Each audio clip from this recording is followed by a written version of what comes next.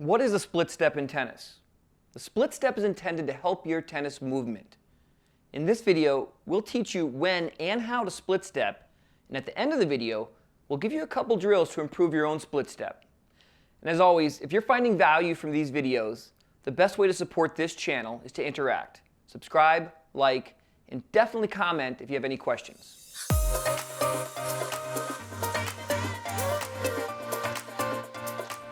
A split step is basically landing with your feet square. Having your feet lined up allows you to make a lateral movement, and the landing puts tension or kinetic energy in your legs that you can use for explosion.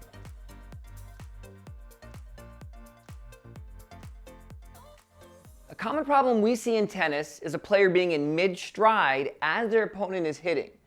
This prevents them from being able to make an explosive lateral movement to get to or out of the way of the tennis ball.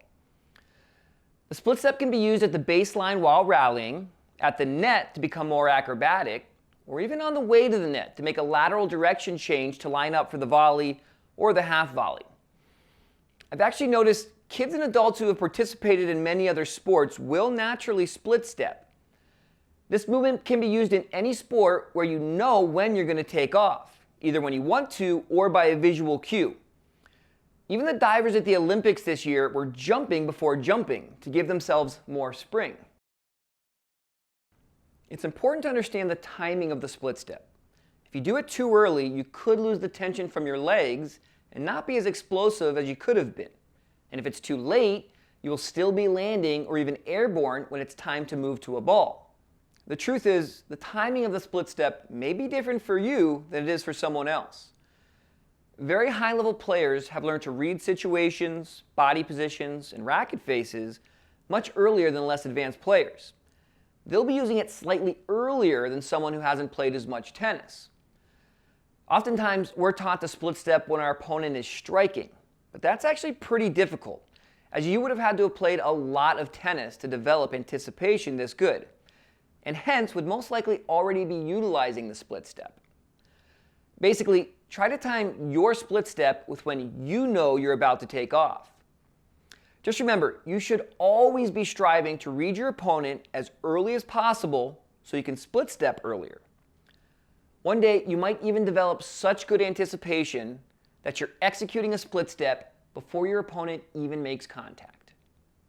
The best way for adults and older kids to understand and learn the concept of the split step is to simply jump rope. There's a reason you don't land and stop in between jumps. The feeling of rebounding back up into the next jump is the same principle that will make you take off quicker after landing your split step. I encourage all of my students who are able to incorporate a few minutes of jumping rope into their routine. If you're bad at it, even better.